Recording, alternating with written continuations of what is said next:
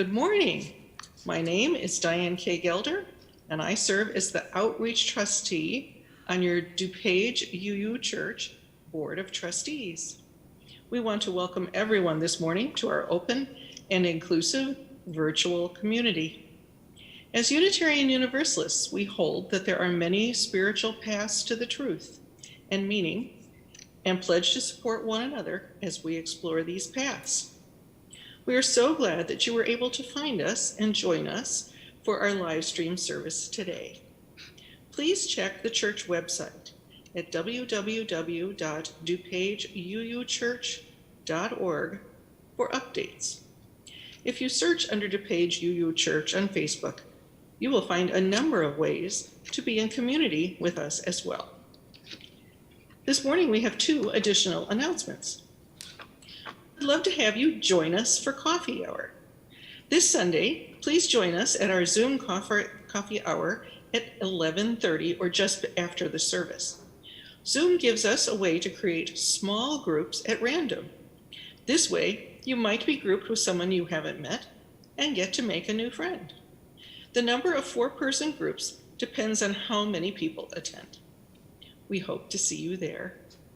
The Zoom link can be found on the Members tab of our website and in the weekly church email. And secondly, I have a note from Reverend Mike.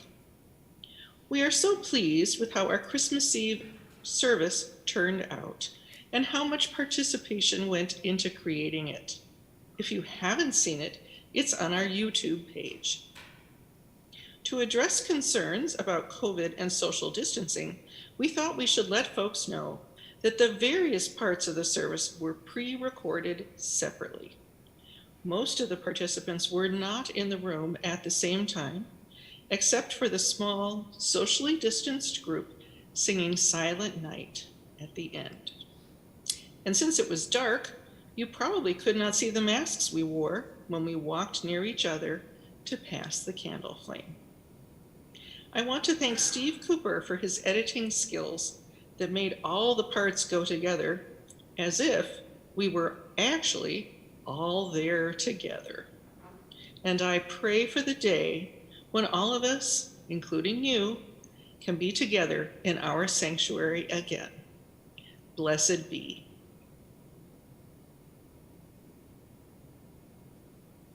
And one last announcement this morning.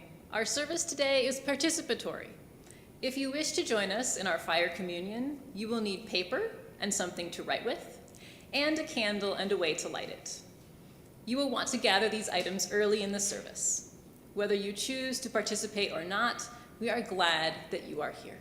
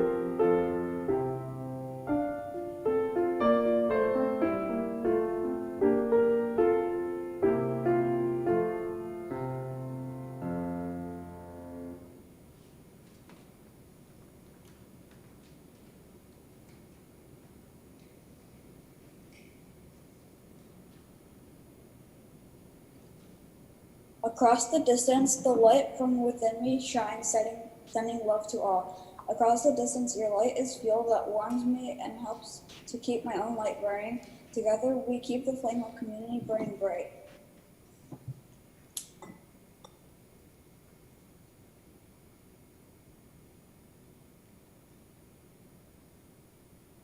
Thank you, Ben. Once again, the wheel of the seasons has turned, and we find ourselves on the brink of a new year. As is our New Year's tradition here at DuPage UU Church, we are holding Fire Communion. This is a time to pause between one year and the next, to consider what we want to carry forward from the past year and what we would rather leave behind. This year, we might see very little from the past year we want to preserve. 2020 has been filled with turmoil, loss, and regret. It is a year that history will recall as a turbulent time that changed our personal lives and our world forever.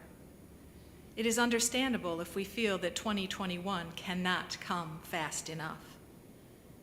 And yet, let us still pause. This past year surely contained positive events, which we hope to hold in our hearts as we meet new challenges. And even terrible things in life bring us the opportunity to make meaning from them.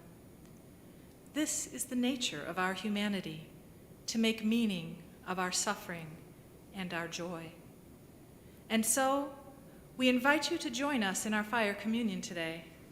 We will reflect on our lives during this past year and consider what we hope to release, what we hope to carry with us, and what we hope to create in the coming days. Please join us in our sung and spoken affirmations. Love is the spirit of this church, and service its law. This is our great covenant, to dwell together in peace, to seek the truth in love, and to help one another.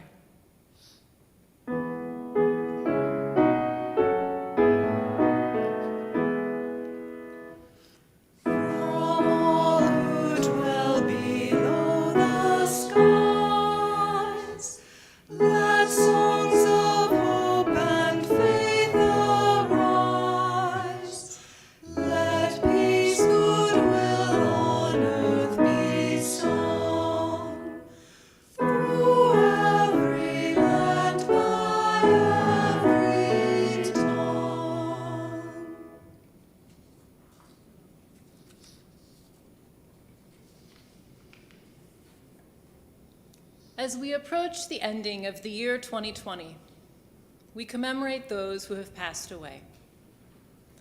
We need to take time to mourn, to sit with our grief. We need to remember the loss of our sense of national unity.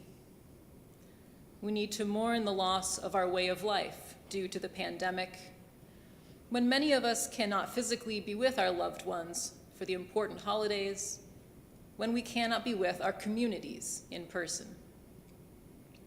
We need to honor those universal figures whose lives touched all of us. We need to acknowledge the loss of those close to us, to remember how their lives have touched ours, to feel compassion for how deep yet how fragile are our human bonds. Our ritual this morning will name those we are honoring, followed by the chiming of a bell, to bring our thoughts again to those we will no longer see, but will remember. The first remembrance is for well-known people. There are so many gone this year. I have chosen a few. Breonna Taylor, Ahmaud Arbery, George Floyd, and Tony McDade, whose senseless deaths brought societal outrage and continue to inspire change. Justice Ruth Bader Ginsburg and Representative John Lewis, who worked tirelessly for social justice. Entertainers Charlie Pride, Eddie Van Halen, Kirk Douglas. Religious leaders Rabbi Jonathan Sacks and Bishop Barbara Harris. Mathematicians Katherine Johnson and Freeman Dyson, and many more.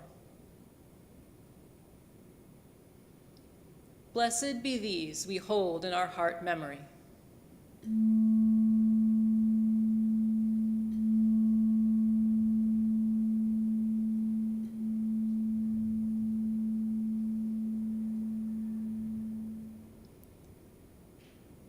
Our second remembrance is for members of our congregation who have passed away this year. Lois Schnitzlein, Bud White, Bobby Galloway. Blessed be these we hold in our heart memory.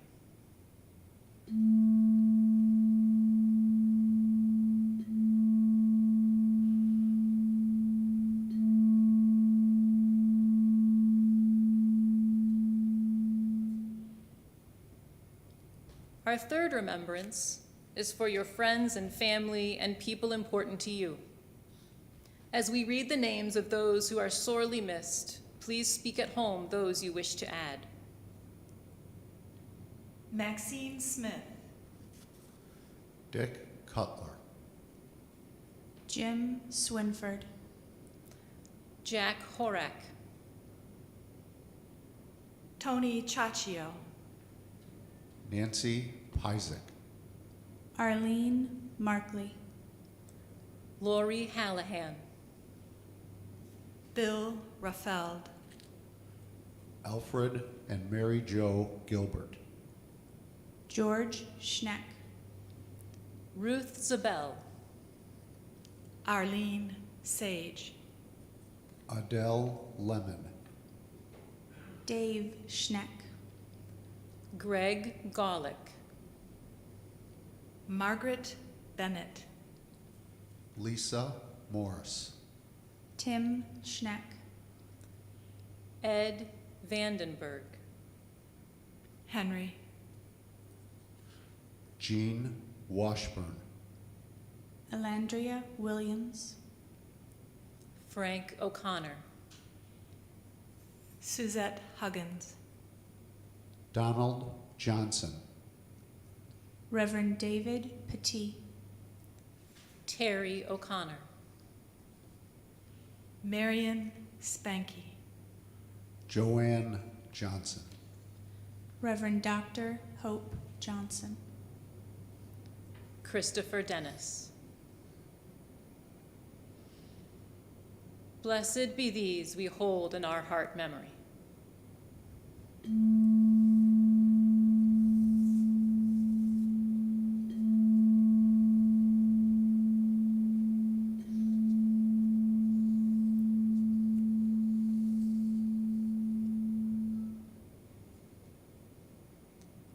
Our fourth remembrance is for the victims of the COVID-19 pandemic.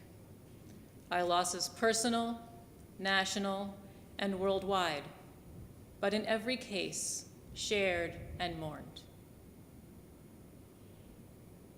Blessed be these we hold in our heart memory.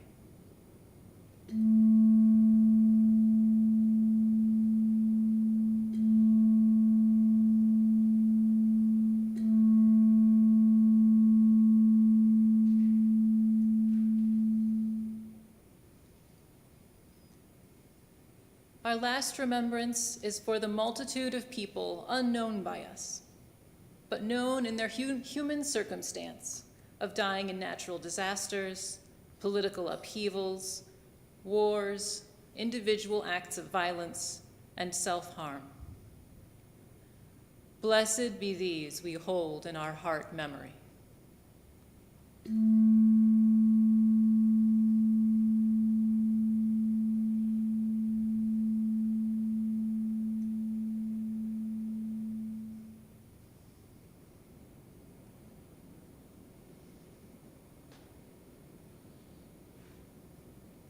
And now please join us in singing hymn number 1002, Comfort Me.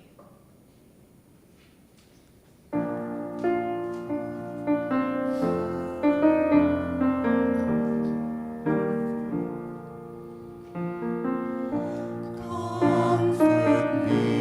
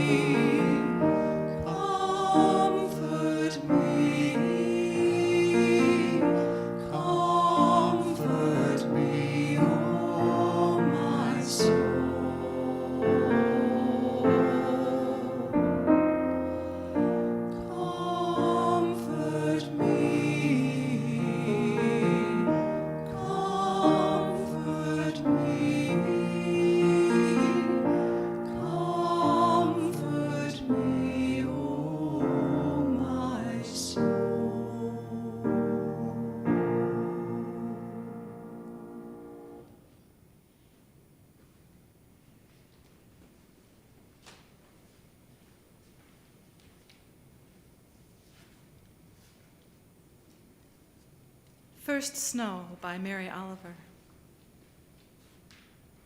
The snow began here this morning and all day continued, its white rhetoric everywhere, calling us back to why, how, whence such beauty, and what the meaning.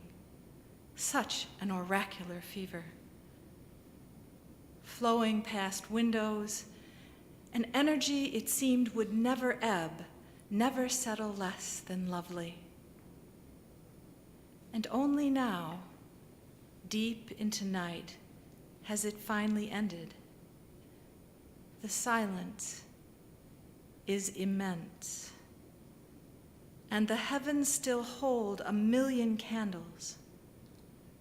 Nowhere the familiar things, stars, the moon, the darkness we expect and nightly turn from. Trees glitter like castles of ribbons, the broad fields smolder with light. A passing creek bed lies heaped with shining hills. And though the questions that have assailed us all day remain, not a single answer has been found. Walking out now into the silence and the light under the trees and through the fields feels like one.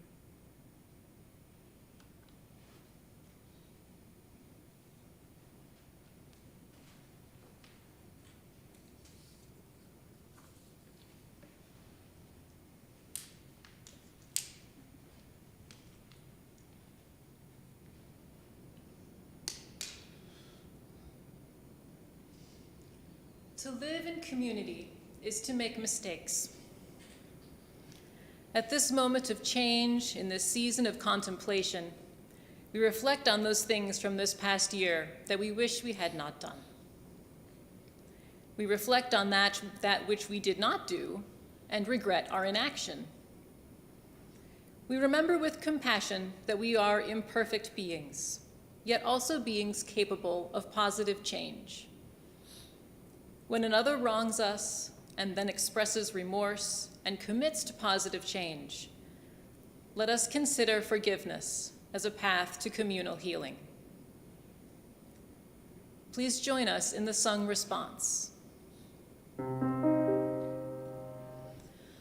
We forgive ourselves and each other.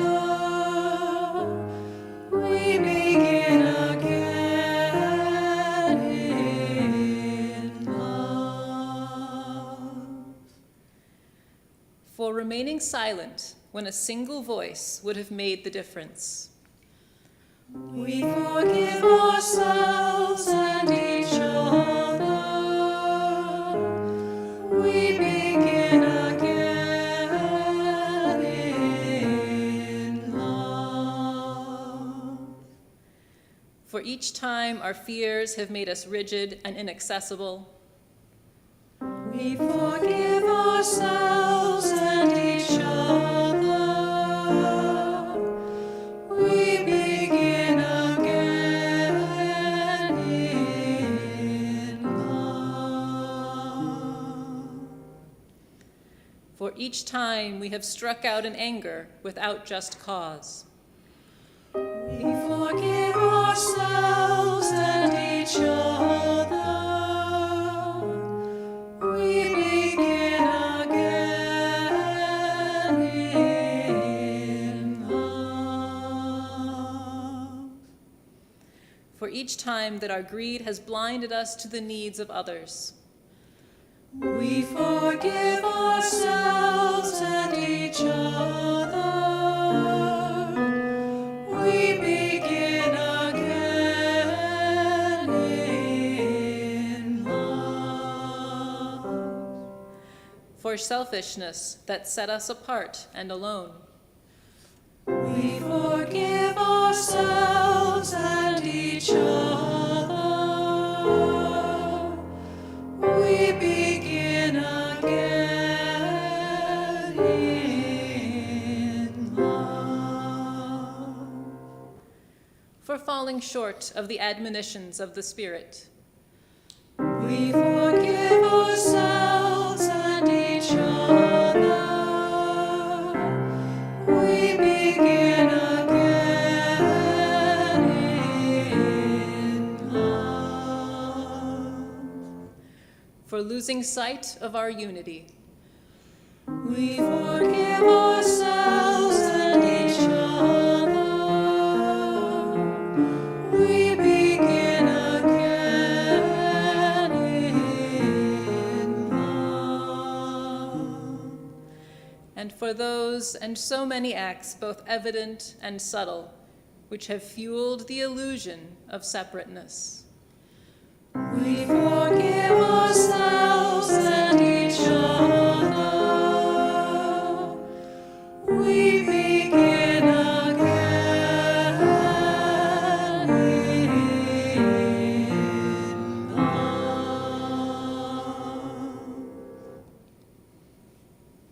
Thank you.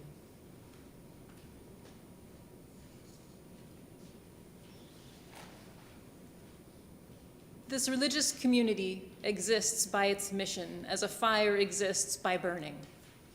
But a fire cannot burn without fuel. And it is the time, the energy, the imagination, the vision, the creativity, the compassion, the love, and the financial support of the members and friends of this community that fuels our mission to nurture and sustain a welcoming, inclusive, and diverse liberal religious community that transforms lives and serves the world. Your support, the free and generous support of each and every member and friend of this community, is what fuels our community and its mission. And without your support, the flame of justice, community, and love cannot burn brightly to warm us and to be a beacon in a world threatened by division and fear.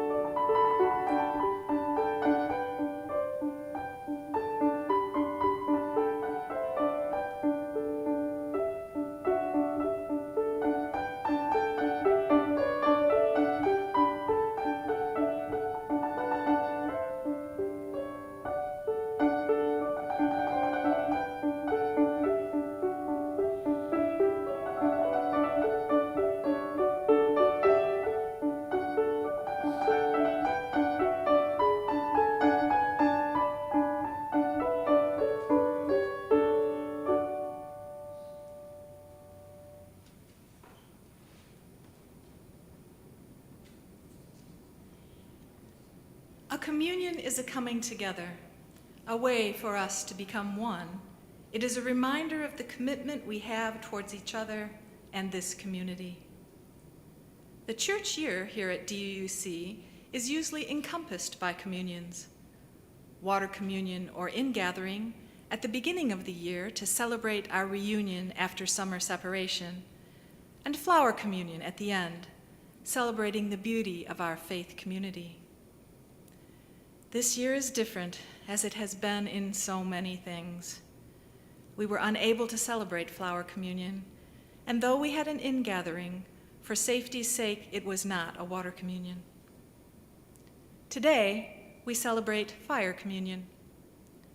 This fire communion separates the end of one year from the beginning of another, providing us with space to help us to put into perspective the joys and sorrows, the changes and transitions, the ups and downs of the past year. It offers us another way to pass the experience of this past year through the fire of thought, to release ourselves from the ideas, feelings, and experiences that possessed us during the momentous year of 2020. Change, sadness, loss, anger, resentment. And to allow us to begin to move towards joy, acceptance, transition, happiness, and contentment. We realize that what we strive to lose is never really gone, but transformed by our thought, our intentions, and our actions. We invite you to gather paper and pencil, if you haven't already, and contemplate what you most need to let go. Write as much or as little as you want. Then, take a breath and release these unneeded things. You could place them in a bowl and burn them, or hold them to burn at a later time. Perhaps you wish to tear the paper into little bits and let them fly away on the wind, or bury them in your garden to decompose and help nurture beautiful, growing things. However you choose to release the burdens of the past year, we invite you to now write and listen.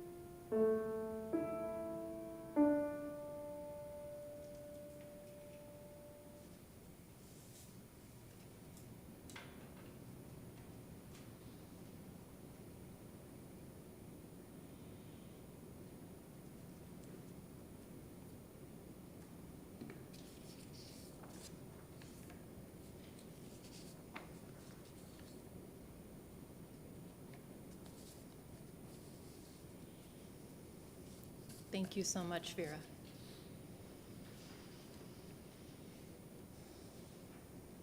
We have looked at the year behind us and decided what we want to release, what we hope to transform.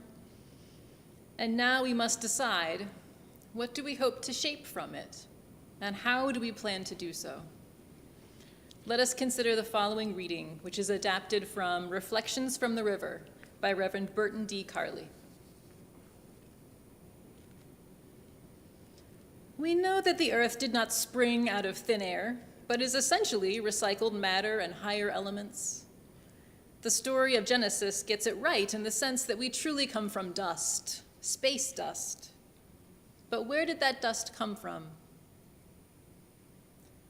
Many galaxies have a black hole at their center, and the researchers for the first time have been able to see how a supermassive black hole in a galaxy 8 billion years away from ours was shooting out winds carrying dust composed of complex elements.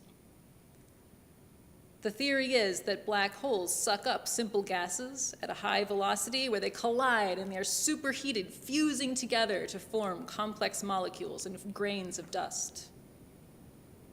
Thrust back into space, the dust eventually collects and forms stars and planets with the chemical compounds from which life can form. From chaos come the building blocks of creation. It is something good to remember when spiritual storms are brewing inside of our lives and also in our nation. And how do we endure chaotic times? It seems counterintuitive, but it is through praise that we bear our transformations. The poet Rainer Maria Rilke understood this so well in the following poem, translated by Albert Ernest Fleming. "Oh, tell us, poet, what is it you do?" "I praise." "But in the midst of deadly turmoil, what helps you endure and how do you survive?" "I praise." "And that which is nameless, anonymous, how do you, poet, still call out to them?" "I praise." Who grants you your right to pose in any guise, wear any mask, and still remain serene? Sincere. I praise. And that the stillness and the violence, like the star and the storm, know and acknowledge you? Because I praise.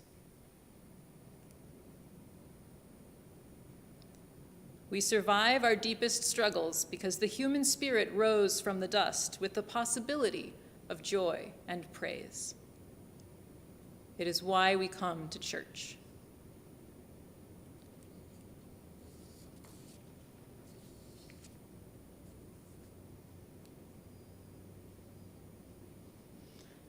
So we are reflecting this month as a church community on what it means to be a people of stillness. And I find in conversations with my friends and family that most of us either have too much stillness or far too little this month. This is probably true generally, but this year is, of course, uniquely extreme. There is too much stillness in our lives, too much loss, too much isolation, too many endings. Too little of what we hold dear and what brings us meaning and joy. There is not enough stillness in our lives at the same time. For those of us with children at home and full-time jobs and little access to childcare, and those of us working healthcare jobs during a global pandemic, and really any of us, if we try to follow the 24-hour news cycle of politics and pandemic and economic distress, it feels like there is no way to be still sometimes when there is so much to do, or at least so much to worry about, in every waking moment.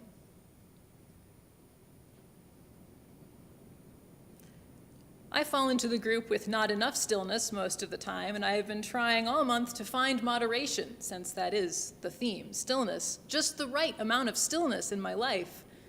Mostly I have been failing, or as Thomas Edison would say, I have found many, many ways that do not work. Having too much or too little stillness is exhausting. It is grueling, and it feels never-ending. I only laugh in hopes that I won't have to cry, as we all do. And when the lack of stillness gets to be too much, I try to remember a meditation class I took years ago. And I know that sounds really cliche, like I thought about this meditation class, but bear with me. I remember it in great detail. It was held at the Edwards Healthcare Facility in Seven Bridges in Naperville.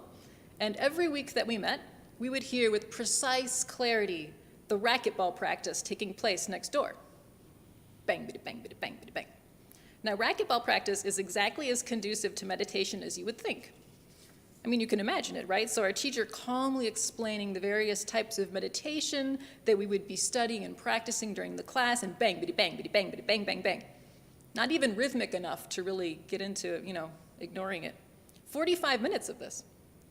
And I think that most of us had just come from a job, a lot of us worked in education. We were imagining a quiet, dim room filled with incense and the gentle tones of our teacher's voice over a recording of waterfall or waves.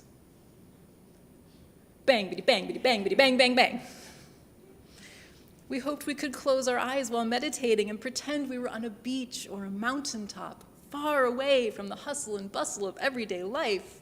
That is certainly what I had in mind. After a week or two, I imagined that someone complained, and our teacher, Dr. Indu Aurora, took pity on us. This, she told us, is the perfect room to practice meditation. We just don't want it to be. Meditation is not only for an isolated mountaintop in the middle of nowhere, though that can be a nice place to meditate too. Meditation is also for doing the dishes, watching the water run across our hands, following the movements of the sponge and the soap, finding solace in the moment, even if the news is blaring in the background and the joyous or not so joyous shrieks of children are floating up from the basement. She calls it finding the still in the thrill. And Dr. Indu would be the first to agree that it is not easy, but isn't it also what we actually need? Isn't it the reason that we were taking a meditation class to begin with? Finding stillness on an isolated mountaintop at sunset is easy, but it's not a life skill that I personally need to develop. I am very good at that. What I need is to be able to find some stillness in my everyday life when the chaos overwhelms me. She taught us to do this by paying attention. Once again, it sounds simple, but no. Notice the sensations in our bodies. Notice the temperature of the room. Notice the sounds in the room, not just the racquetball rhythm next door, but also the buzz of the fluorescent lights overhead, the sound of our breath going in and out. Notice our desire to laugh a little, sometimes when meditating felt ludicrous. Notice our thoughts straying to tomorrow's to-do list, the tightness in our lower back, and the person next to us sneezing. Notice these things, and then let them go. They are, for some reason, a little less annoying when I let myself notice them, when I am not trying hard to ignore them in my quest for stillness. And the reverse, she taught us, is also true. At times we need some chaos, when stillness is overwhelming. She calls this, you guessed it, finding the thrill in the still. With full awareness, I think, of how corny it sounds. If we happen to be meditating in a very still place and time, it benefits us to notice the tiny details that interrupt the stillness. Notice the imperfections of an otherwise idyllic scene, or the taunting cry of a blue jay interrupting the pre-dawn hush. These moments call us back to the vitality of the present moment when we are bogged down with emptiness and loss. And Dr. Indu's advice to find stillness in chaos and chaos in stillness by paying close attention to the present moment is what I think Carly means when he writes, "It is through praise that we bear our transformations." I don't think Carly means to just focus on the positive and float up over our troubles with golden thoughts. Our wounds may be deep, and when we are truly suffering, that kind of false positivity is toxic. I think instead he means the deep gratitude that comes from paying very close attention. Taking the time to notice the details that make a moment, a person, or an object unique, beautiful, imperfect, and delightful. Using this method, we can praise a paperclip or a waterfall, a fresh snowfall or a close friend. It's even more interesting with someone or something you actually dislike a little, like an annoying coworker or your own messy kitchen.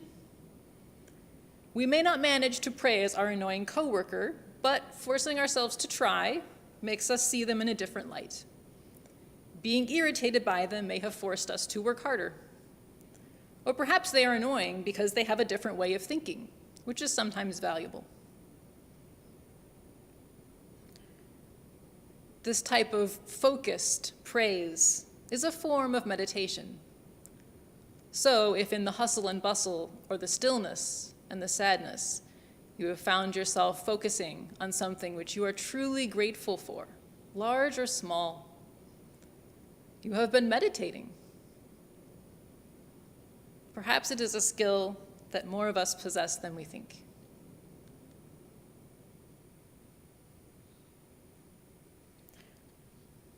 There are some things it is impossible to praise. We cannot praise a pandemic. We cannot praise white supremacy or past and present trauma. We cannot and we should not try. But praise can help us overcome them. We can acknowledge the true damage that they do and praise resilience when we find it. We can praise the dedication of emergency room doctors and hospital workers that we will never meet, whose work keeps us safe. We can praise the work of social justice advocates who have brought to our eyes things we never thought existed in our world. We can praise our beloved community, which finds safe ways to gather for services and coffee hour, a group that keeps finding new ways to support each other through the challenges of 2020. Adam Zagajewski wrote about this in his poem, Try to Praise the Mutilated World. It was published just after the attacks on the World Trade Center on September 11th, 2001, but it was actually written a year and a half prior. Zagajewski grew up in Poland after his family's forced expulsion from their hometown, which was incorporated into the Soviet Union after World War II. He writes from a perspective of post-war generational trauma and also his deep belief in joy.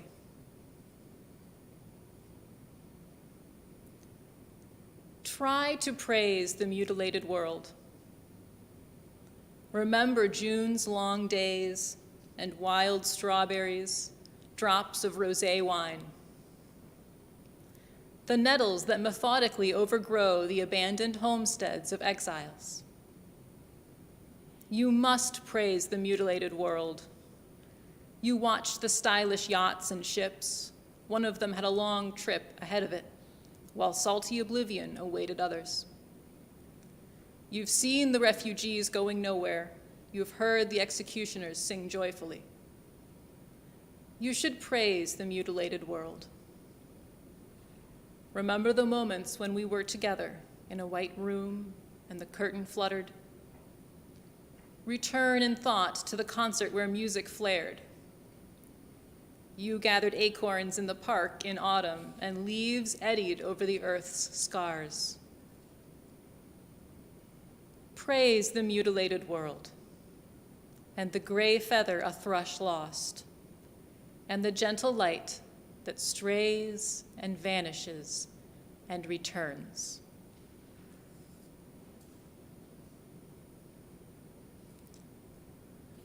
We are in a moment of turning, a pause between one year and the next, at the brink of political, cultural, and even institutional change. The pandemic has sickened millions and killed hundreds of thousands of people, and in our country, Black people, Indigenous people, and people of color have suffered disproportionately from the pandemic and the economic hardships that come with it. We have all suffered, and some of us have suffered extraordinarily. We look forward to a new year that promises a national COVID-19 vaccine program, a change in political leadership and movement we have not seen in a generation or perhaps longer, to recognize the impact that white supremacy has on our democratic institutions, our businesses, and our own everyday assumptions. Government officials, janitors at hospitals, and ER doctors have been given the fastest vaccine to ever be created. Deb Holland, a Laguna Pueblo woman, has been nominated to lead the Department of the Interior. She would be the first Native American appointed to a cabinet-level post. Perhaps the world is turning for the better. Perhaps. It remains to be seen. If this past year has taught me anything, it is that the past is inescapable, the future unpredictable, and the present is all that we have to work with. So let us pay attention to the present. Let us remember to praise the mutilated world and the gray feather a thrush lost, and the gentle light that strays and vanishes and returns. Our world is in need of great change. Let us not forget to praise all of the reasons that it is worth the work. May we find in that praise resilience and the strength to look forward with new eyes.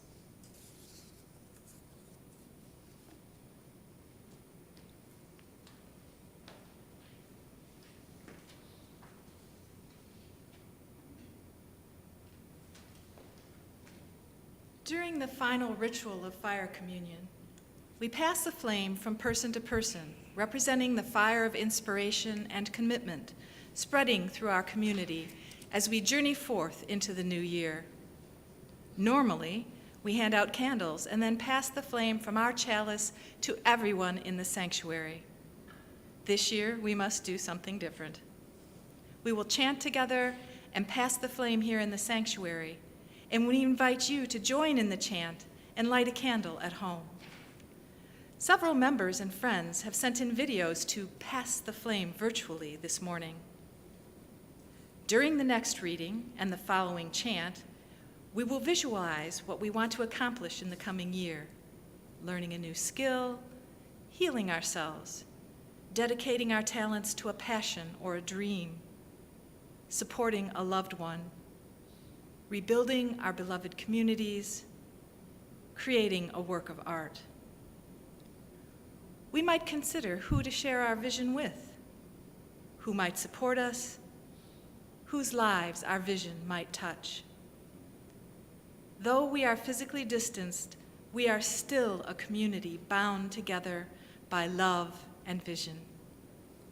Feel our joined dreams surround all of us as the flames of our commitment reach across these distances and bring us together in this moment. When a fire burns, it simultaneously destroys and creates. The wick or wood or paper is consumed, transformed into light and heat.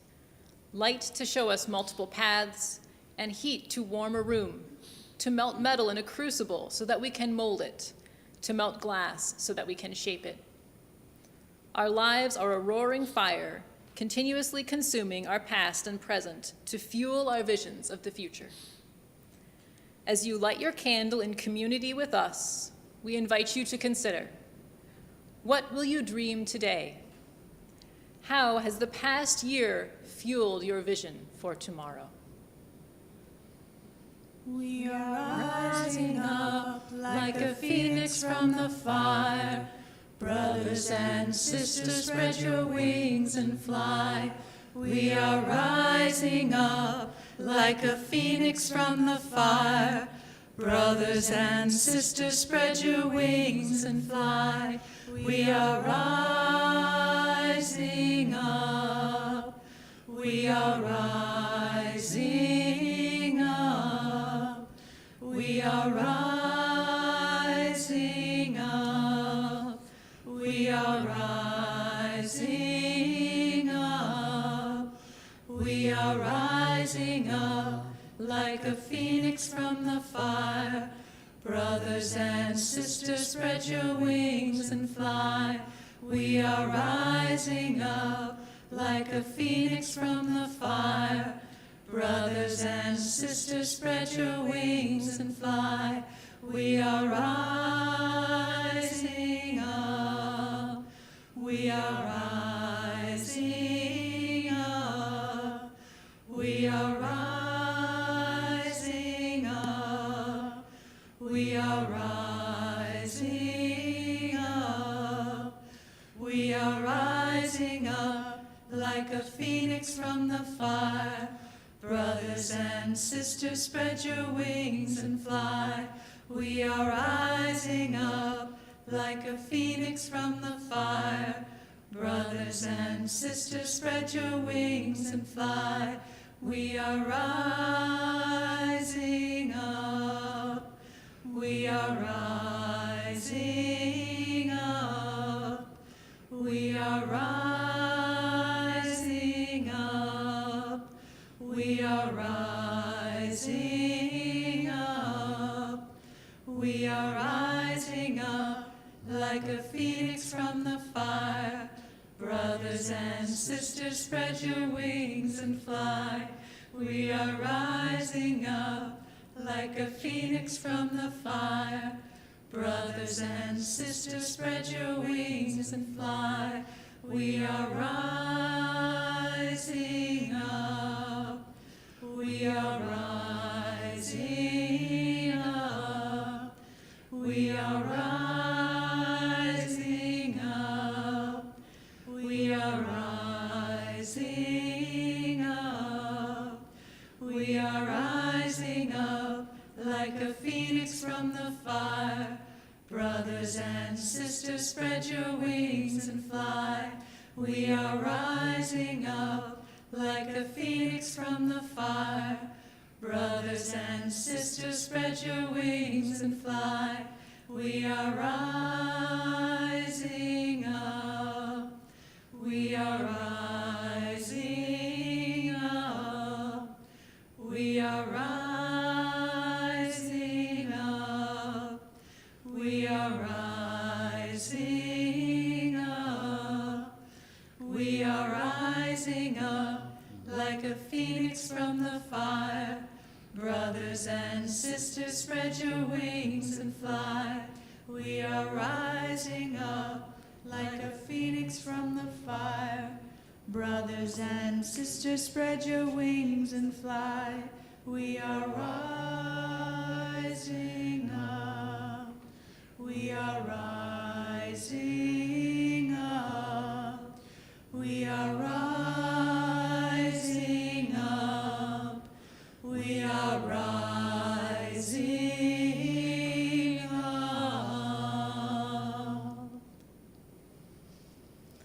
I invite you to focus your mind on your intention, the passion, dream, or future that your candle symbolizes. We now extinguish these candles, but not their spirit. May they warm and light our journeys. May we walk together, our hearts lighted by this inner flame.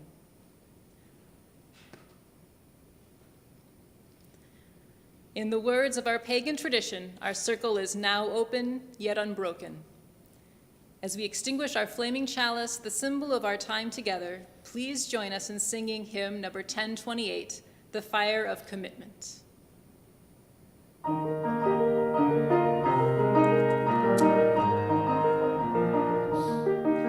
From the light of days remembered, when the beacon bright and clear, guiding hands and hearts and spirits into faith set free from fear. When the fire of commitment sets our mind and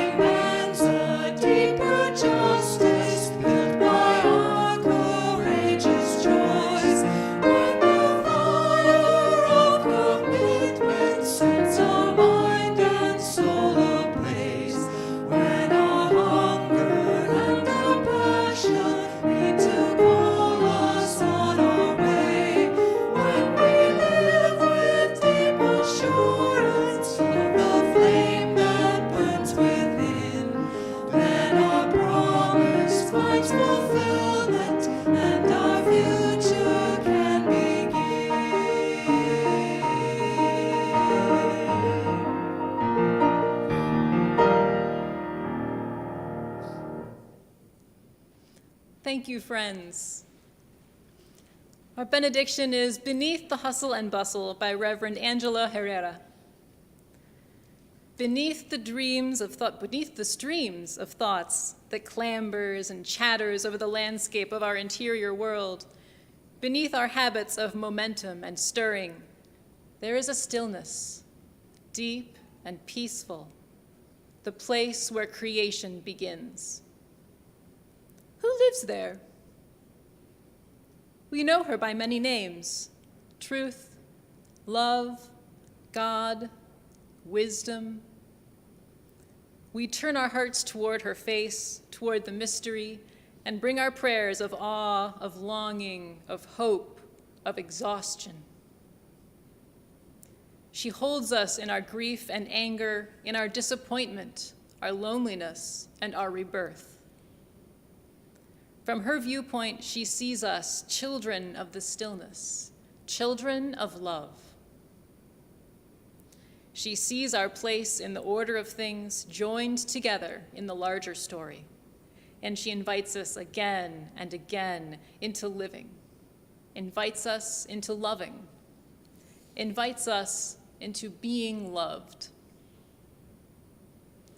May we be restored to wholeness and blessed with peace. May all those whom we encounter receive this blessing, and may they receive it through our being in the world. Go in peace and grow in love.